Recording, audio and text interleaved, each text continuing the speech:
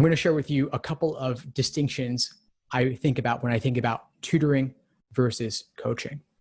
First off, with coaching, my aim is to serve you rather than to please you. So I may not always simply answer directly the question being asked. I may answer a question with another question, a better question, to push you deeper into really getting the key insight that could change your prep. I also want to bring in the idea of action over perfection, meaning that I want you to get questions wrong. I don't want you to be afraid to get things wrong. And to that end, many of you have already understood the value of learning by teaching. And some of you who've been at the process a little bit longer, or those of you more confident in your LSAT prep, you may be okay with trying things out as you answer other people's questions, and that can help you with your own learning process. I've invited a handful of you to teach in future group coaching sessions to present on a particular topic. If anyone's interested in doing that going forward, please reach out and let me know. And I'd love to add that into the mix going forward. We may even start with that tonight. I also want to think about gaining a deep understanding versus simply measuring where you stand. I don't want you to focus on simply getting more points.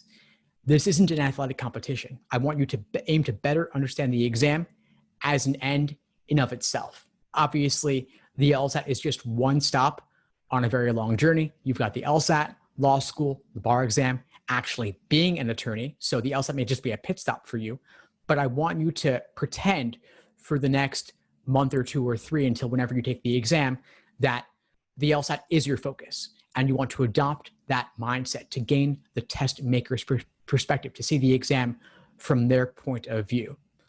If you focus on gaining a deep understanding, the points will come, but don't focus on the points from a tactical perspective. Aim to really understand the material. I also want you to focus on understanding the exam versus simply blindly applying techniques or strategies. The techniques and strategies will get you to a point that they could help you get from the 150s to the 160s. But if you want to get into the 170s or a 180, you've really got to know not only how to apply the strategies, but why the strategies work. And finally, I want you to aim for a 180 versus anything else. I don't ever see any reason not to aim for a 180. You want to understand everything. There's no reason to leave points on the table. If you come from the place of wanting to get a 180, you will end up with a higher score regardless. I'm not saying that you need to realistically, on a rational level, think that you're guaranteed to get a 180 or that you're going to keep at this until you do. But aiming for a 180 is a place to come from. Whether you get there or not doesn't even really matter. If you get a 170, that's fine. If you get a 175, that's fine. If you get a 160, that might be fine also. But if you come from the place of wanting to get a 180, your score will end higher as a result, without a doubt. Thanks for tuning into the show. Please subscribe if you haven't done so already to be notified of new episodes as I release them. And feel free to reach out if you need anything at all as you move forward with your prep. I'm happy to help however I can. In the meantime, I'll wish you all the best and take care.